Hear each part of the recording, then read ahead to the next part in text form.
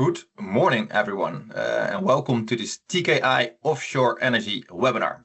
My name is Floris, and I will be your host today.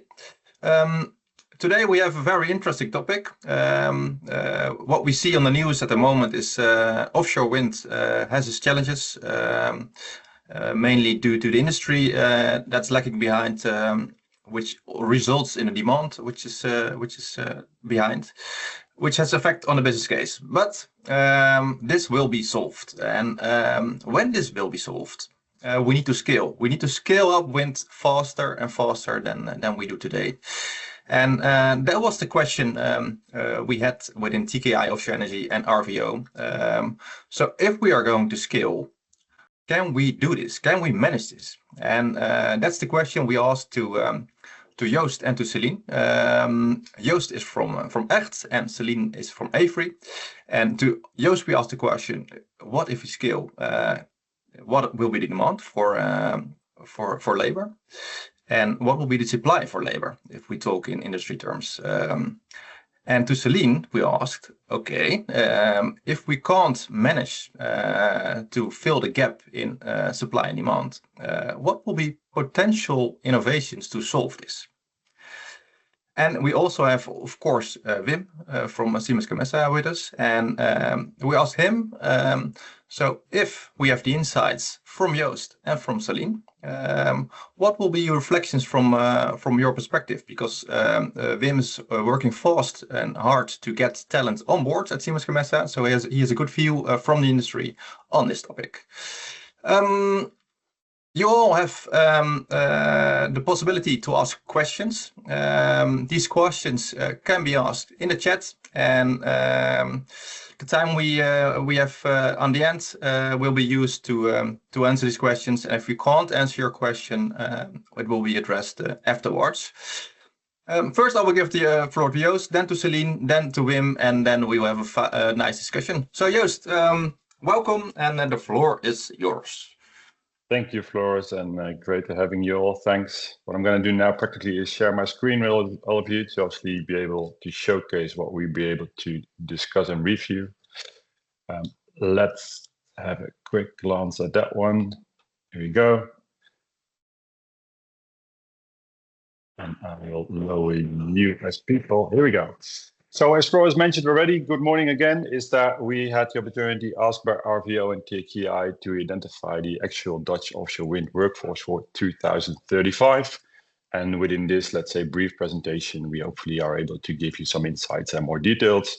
And looking into the industry and acknowledging the meetings I've had in the past, I think a lot of people are actually waiting for the outcome. So good to have you all on board in this webinar. And also good to see the link. Thank you, RVO and TKI, to the AFRY report, which Celine will be introducing in a short time, because it's obviously directly linked. If you know how many people you need, actually how you potentially can solve this with innovations. By starting and giving you an update is how we actually started to do things, is that we started with, let's say, what we call the learning communities. So these are the communities you probably are familiar with within several harbors in the Netherlands, which look into innovation as such. A few examples are Zephyrus in Flushing, and Metip in Den Helder, and OWIC in Eemshaven. Obviously, we have much more. So our pathway was that we wanted to give insights from both angles. One being the education side of things. So actually how many students do enroll in Dutch of the MBO and HBO. Then the lower case is the tier 1 industry parties. So we've been asking to all the learning communities which parties in your direct surroundings are actually active within this offshore wind O&M. And then we were able to create a capacity gap, which obviously will have impact on by innovations as such, which is obviously also a link to Celine's and AFRY's report.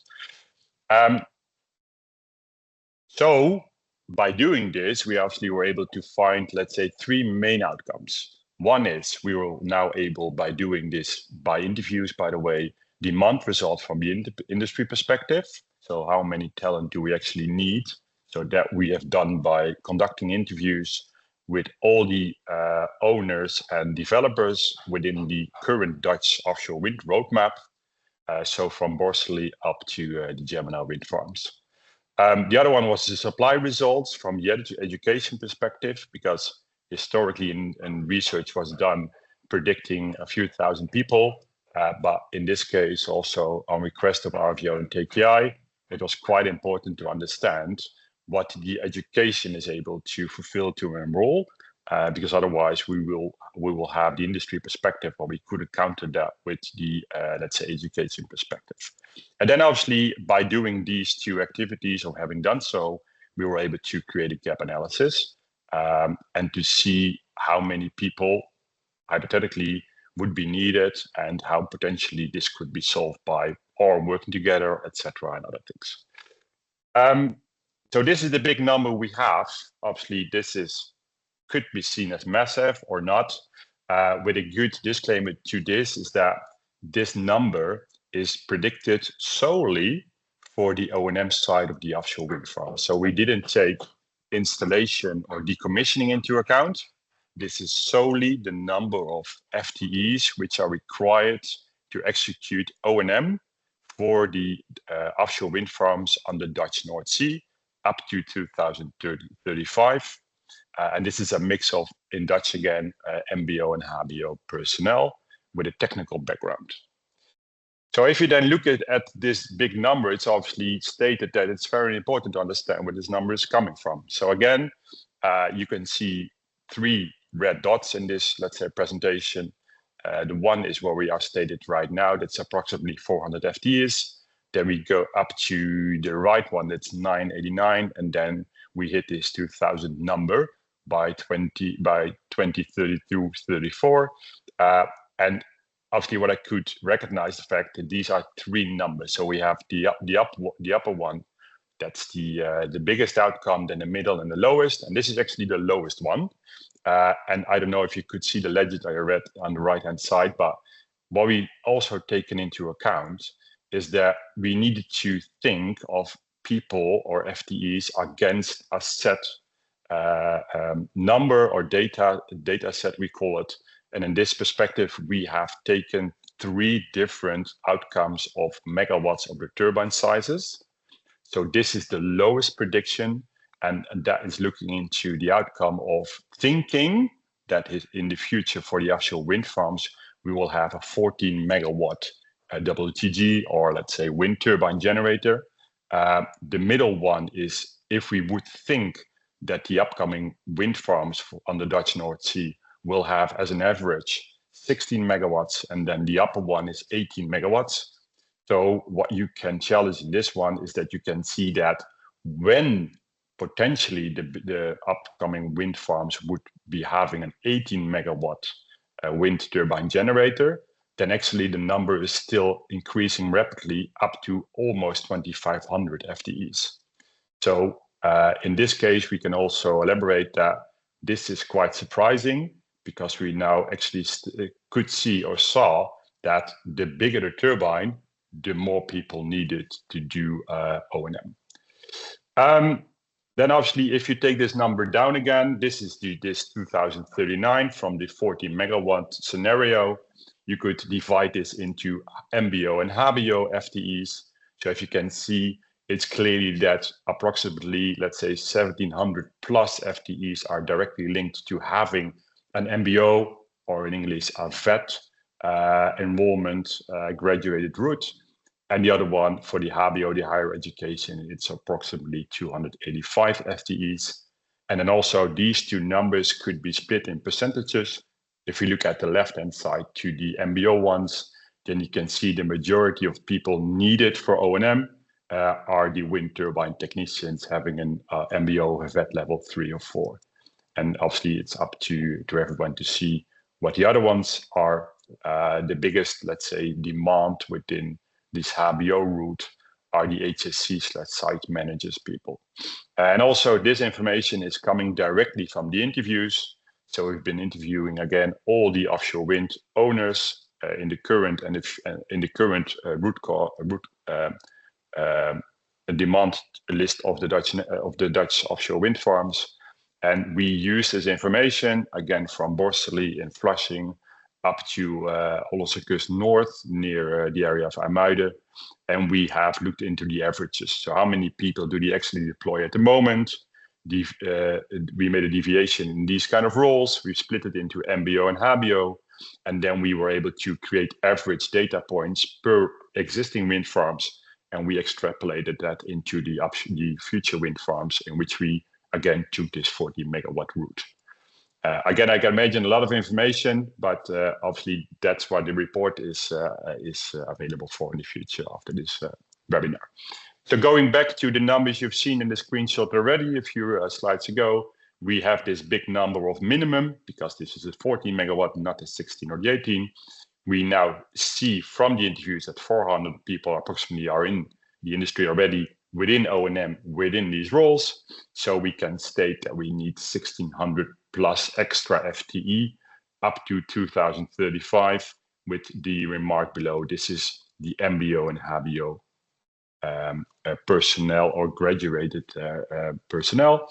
If we then divide this number, so this 2,000 minus this 400, and we take the same averages, you can see the split between MBO and HBO, and still the biggest chunk is having the necessity to look into wind turbine technicians, having at least a VET level education enrollment done within the Netherlands.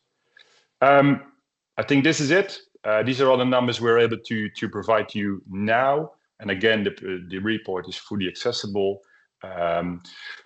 Having done this, we came up with a few recommendations. In this case, we took the three main important ones out of it. Is that obviously one is the industry should look into the attractiveness of the sector, because we can see now that we have a lot of students potentially be able to enroll, because these numbers are behind the presentation or the report, is that you can state that a lot of VET or HBO or MBO students are still likely to follow or are interested in a technical course, but you can see that wind isn't a priority at the moment, or you can see that if you look at the numbers, the outflow of these technical education students aren't into the wind industry as such. That's also linked to the awareness that it's approximately more, or you can state more than 50% of the demand is actually technical trained people. So by the fact that this is absolutely needed, it's important that advising to the industry parties, but also linked directly to the schools, is that there should be more attention, so increasing attention on human capital agendas or company agendas, that you are willing to look into how to keep and to retain these people within your company even, or how you can, and that's also linked to the third one, how can you make the wind industry, in that case, attractive to be able to seduce or have engaged youngsters and people from other industry to actually come in and join the wind industry as such. Again, a lot of information I can imagine. The report will be available, but I think one of the most important items in this presentation I would like to highlight again is this number. It's also split in regions, so that's something you can see. So being provinces mainly related to the Netherlands, and I can state clearly that, not very unexpected, but the majority of all these FTEs at the moment is directly related to, let's say, the province of North Holland, because we can see that the IJmuiden Harbor and the Den Helder Future Harbor will be having the necessity to attract and have the most technical trained people on MBO and HBO for the O&M services in the future to have. Floris, this is it. I can again imagine a lot of information, but yeah, I think we can state that we need to act, even though we have this quite slow delay by the ministry. That's another chat, but we would like to emphasize the fact that urgency is needed, and also the fact that hopefully this clears the fact that education and the industries are directly linked, and that we hope that they will have even a better cooperation, and that they will conduct interviews or whatever meetings to be able to understand each other even better and to interlink their courses into the need of the industry. Great. Thank you, Joost. A great summary of all the hard work. It's indeed always difficult to dense it up for this webinar, and the goal is to nudge everybody to watch the report. My colleague will also put the link here in the chat for everybody to read it afterwards, and it will be sent also to you via mail. So we have this delta, and you already mentioned some strategies to solve them. But as I said in the beginning, there are also other opportunities to try to reduce this delta. Celine knows everything about this. So Celine, I will give the floor to you, and you can enlighten us. Yes, thank you, Floris, and also thank you, Joost, for the presentation. I will take over the sharing of my screen.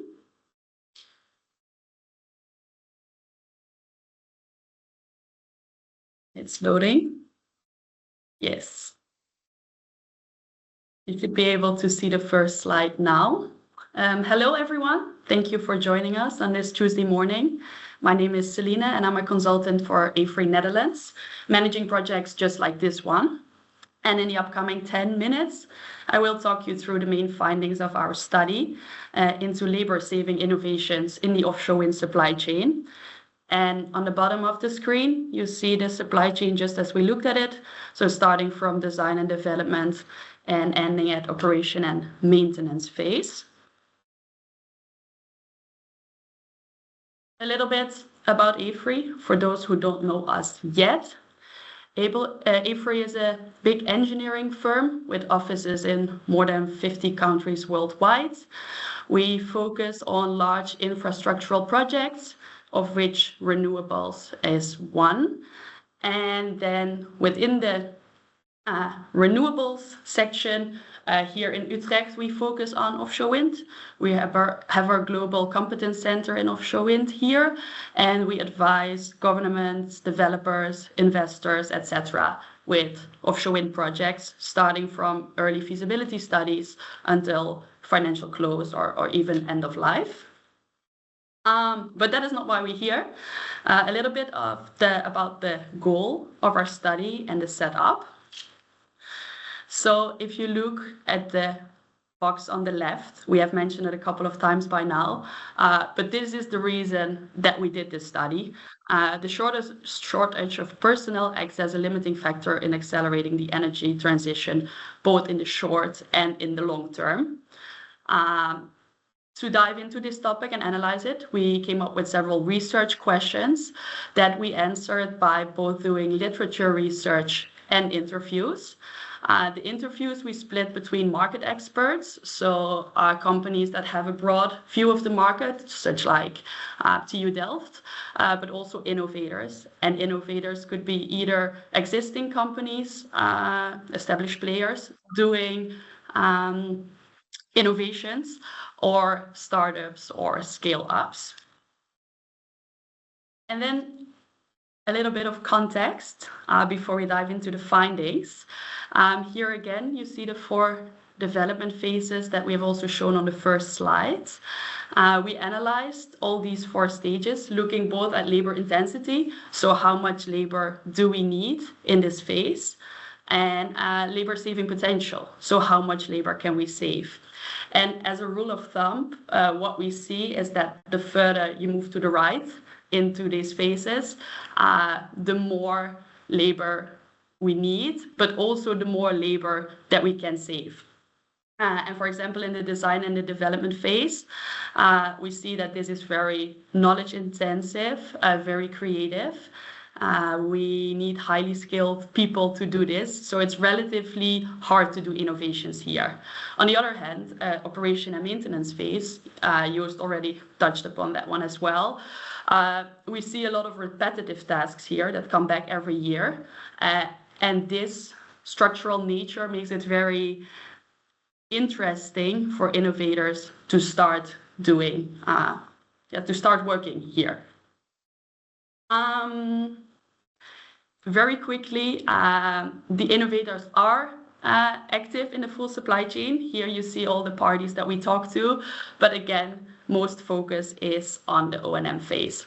Unfortunately, I don't have time to discuss all of these one by one, but I very much recommend you to read the report where we discuss and analyze all these great ideas. Then we move on to the key findings. We have highlighted 3 of them for you. So first of all, we were asked to look into labor-saving innovations. But what we found talking to these market experts and innovators is that labor saving is actually almost never a goal in itself. What those parties or companies aim for is efficiency and cost savings for higher levels of safety or for higher level of quality. And they do that by automatization, digitalization, and robotization. Not only in this sector, I think also in many others. But a side effect of those trends is labor saving. So that's good to keep in mind that it appeared to almost never be a driver in itself. Then we have also asked all of these parties to tell a bit about the challenges that they face, like what holds them back or what stops these innovations from actually getting to the market. And for simplicity reasons, we assume that there are 3 big stakeholders. So we have looked at, we talk about innovators, developers, and OEMs, and the interconnectedness between them. And what you see, first side, if you look at this figure, is that there is a lot of complexity. So there is a lot of barriers that influence each other, stimulate each other, keep each other intact. First of all, the conservative attitude of the sector was often mentioned as a barrier for technological innovations. Even though innovations happen, luckily, we see a preference for established systems and processes, which can also partly be explained by the high complexity and the big investments needed to do offshore innovations. But besides that, what was also mentioned was a lack of digital awareness, which can hold people back from, for example, using AI technology, and keep also that conservative attitude a bit more. You see in the big gray area in the back, protecting commercial interests and IP, a very important barrier. Competitive sector, people or players like to keep their cards close to their chest in general, and that limits the open information flow, and that information flow is so necessary for innovations to happen. And then finally, this also leads to relatively little collaboration between the innovators, developers, and the OEMs.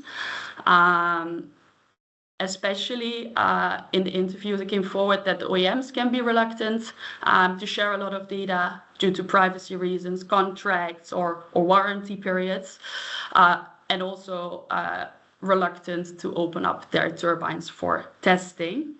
And the latter is especially a problem for innovators at higher TRL levels because they need offshore testing to be able to commercialize their products. Then the third key finding, touching on the skills and education requirements, is also connected to the study done by Joost and by ECHT. Labor-saving innovations do not only affect the quality, the safety, or the efficiency of the market, they have an effect on the labor market as a whole as well. And we have identified 5 pillars. So first of all, when we do labor-saving innovations, the physical offshore labor goes down. We see a switch from traditional offshore works on the vessels at the turbines to more data analytical driven work onshore, especially in the operation and maintenance phase doing predictive maintenance. Then second, maybe a bit needless to say, but if we do labor-saving innovations, the amount of people needed in the supply chain goes down, which is lucky because we do need a lot. We also have 3 pillars that go up. So the amount of people with skills in data analysis, IT, and remote monitoring goes up because of these innovations. And those people are not only needed to develop the innovations, but also to be able to read the dashboards that are being developed and work with them accordingly. And then the last 2 I'm going to take together: possibilities for remote work and inclusivity and gender diversity. Both of them are a result of moving the work more from offshore to onshore, which makes it easier to do the work remote. You don't need to be on a vessel, for example, all the time. But it also opens up possibilities for a new workforce, which are women.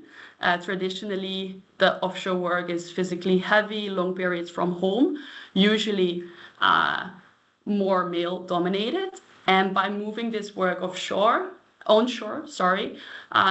we don't only need less people, but we also have more people that can do this work. So this was a very interesting side effect that we also talked about with the innovators. Those were the key findings. Obviously, we had more in the report, but not enough time to discuss all of them. What we do have are some recommendations and next steps. We have identified 5 of them that can stimulate the innovation landscape. And as you can see, those recommendations will be closely connected to the challenges that we discussed earlier. So the first one, digital capability development, to increase digital awareness, we need to educate people on digital technologies, on robotization, on AI, and really get that an integral part of the work. And we can do this, for example, by close cooperation with educational institutes. Offshore testing, important for technologies with a higher TRL level. We need to increase the opportunities to test those innovations, for example, by integrating test turbines in future offshore wind farms. The third one, innovation support. We also want to support people or innovators, or incentivize them to do innovations. And one possible idea that came up is to do this through the tender design for the upcoming tenders to also support innovation there.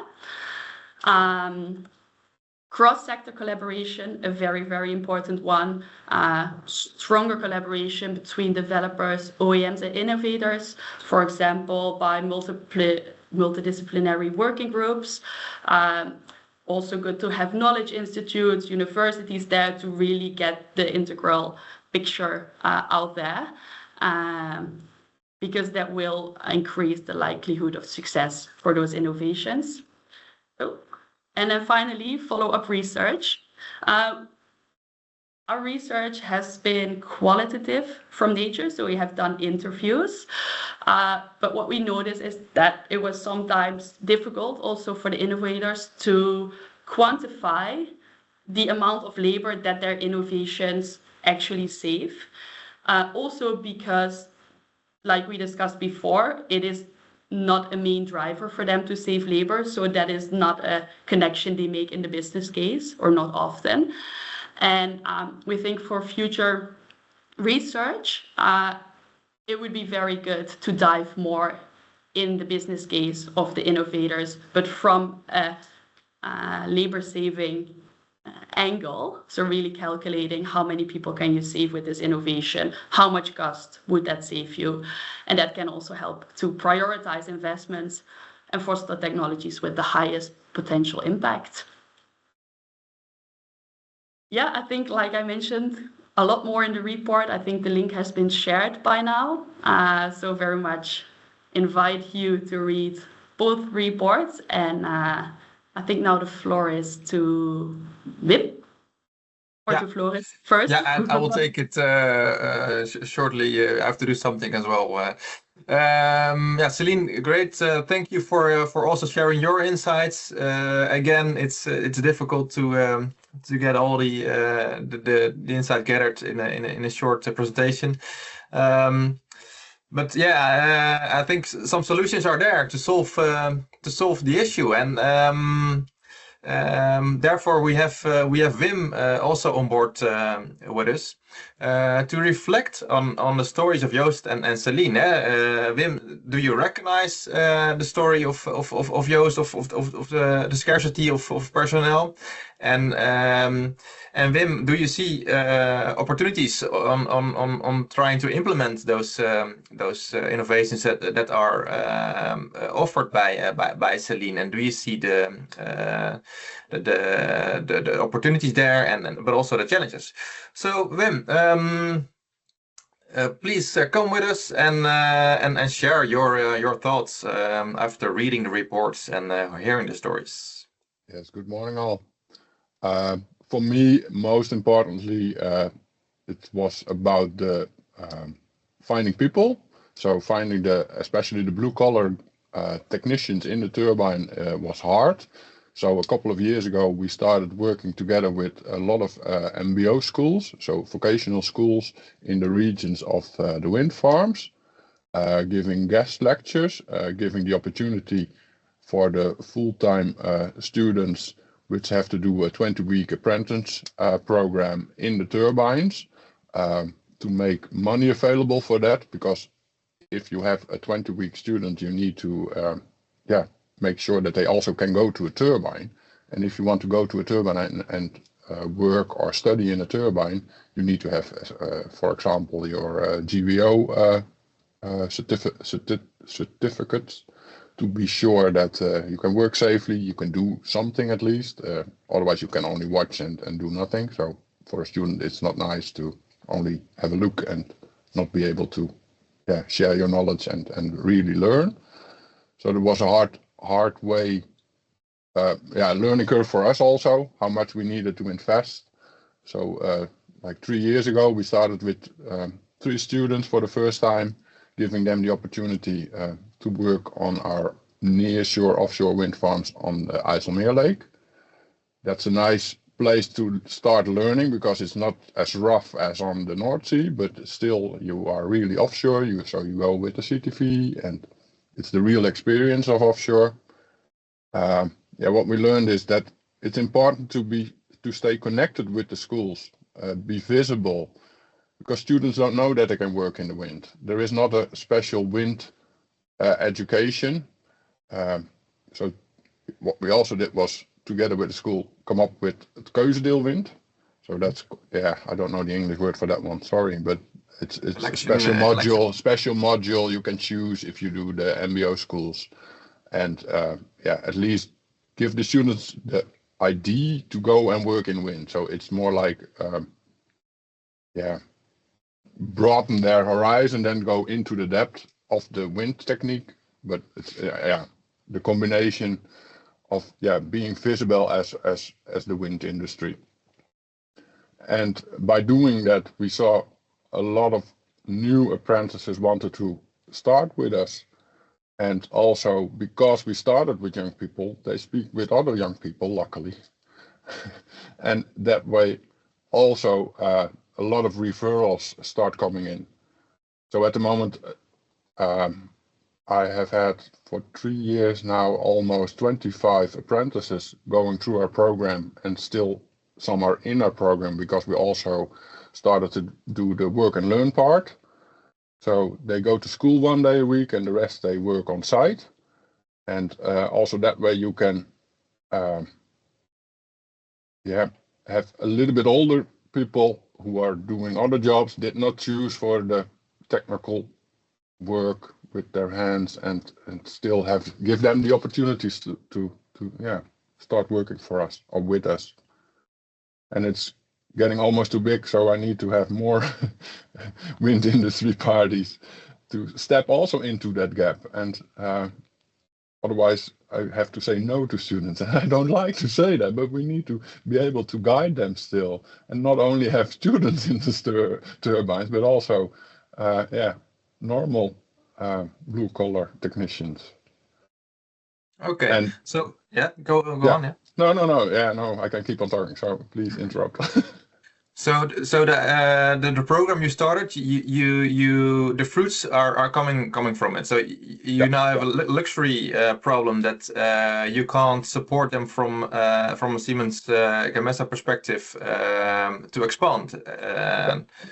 So if we look at the demand gap that is there presented by Joost, and the solutions you are deploying from Siemens Gamesa side, this could be a strategy to close this gap. Yeah, at least part of it, yeah. yes. Yeah. And also we do after the sessions with HBO students. So it's they're a nice way to fill the gaps. Okay, but we can't do it alone. That's my biggest thing. It's nice to start doing this with more of our partners. Okay. Great. I'm looking at the time as well to see if we have some time also to address the questions which are asked by the audience. So great to having these insights, Wim, and to see that the gap can be closed if the industry is involved in some way and trying to stimulate the students and make them aware of the sector. I see here on the chat the first question asked by Ferry Visser from Sephiros, and he's asking a question to Joost regarding the FTEs that are needed. So you mentioned, Joost, on your study that if the turbine sizes are going up, more FTEs are needed, and Ferry is wondering. Could you elaborate on this? Yeah, good question. Thank you, Ferry. Obviously expected, to be honest, because this, as stated, was something we found. The hypothesis wasn't something we expected to have as an outcome. So my general question, or answering your question, is directly no. We can't elaborate on that one, because what we tend to be doing is ask the parties and also the relevant parties about the growth of the teams related directly to the FTEs per turbine. And we were as surprised as you are. So it's only guessing or guesstimation. So we don't have a clear answer on the explanation of that one, to be honest. Not yet. Okay, so maybe in the future. Let's see if we can study on this. Yeah. Thank you. The second one is from Richard Engelkes from IOP. How many people of the 400 leave on a yearly basis and need to be replaced by new FTE?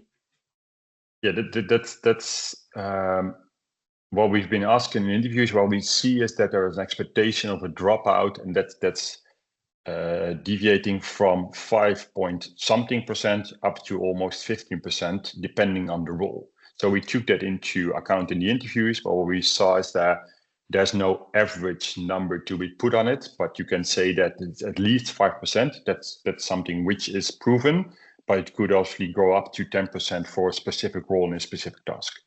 So let's keep it up at least 5% for now as an average over the total workforce. Okay, thank you. A question from David Molenaar from DOT. Did you also investigate the potential labor savings by increasing the product quality? That's, I think, for you, Celine. Yes, thank you for the question. I think we did not look at increasing product quality as a reason for labor saving particularly. However, like we mentioned in one of the first slides, a lot of labor saving innovations actually happen because companies want to improve their quality. Then they automate, and then that decreases the amount of human capital that is needed. So as a driver, yes. As a category, no, if that answers the question.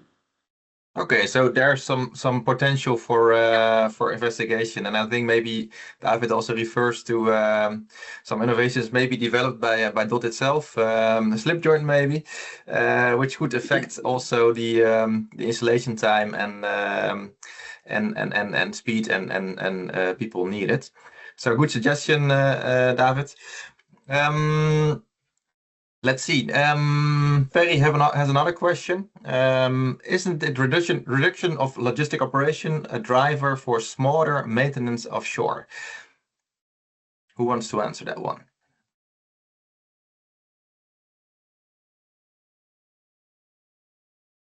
I think it's directly related to innovation, if I'm honest. Celine? Yes.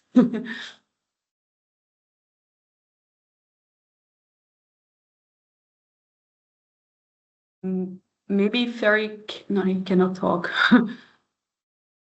We could elaborate it on it without Ferry maybe for now. So if we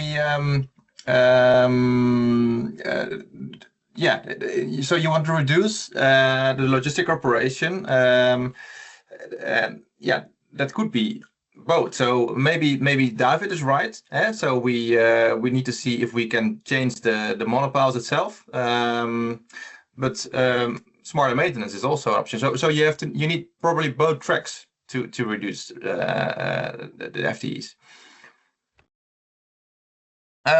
Tim Kaptein from Tree Composites. Interesting presentation, thanks. In addition, on the slides on innovators, Tree Composites is also innovating in the manufacturing phase by using steel to composite bonded joints for offshore wind foundations. Handmade complex welds are omitted, allowing for structure assembly to be automated. Circumferential welding did not see them on the list. So maybe that's also where David is referring to. Interesting to also look besides the maintenance part, but also to the construction itself. Maybe it's something we could investigate on further. Regarding the time, that's always the thing with those webinars.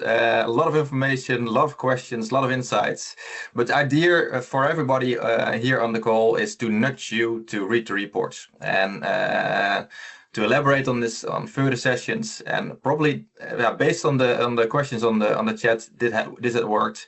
I think we had 3 very nice speakers here, complementary to each other. Joost with giving the insights on the delta, Celine with giving the insights on the opportunity, and Wim with giving the insights on what strategies could work to reduce this delta. A lot of thanks to you. Again, read the report. And for now, a good working day, and see you next time. Bye-bye. Thank you. Bye-bye. Thank you. Bye.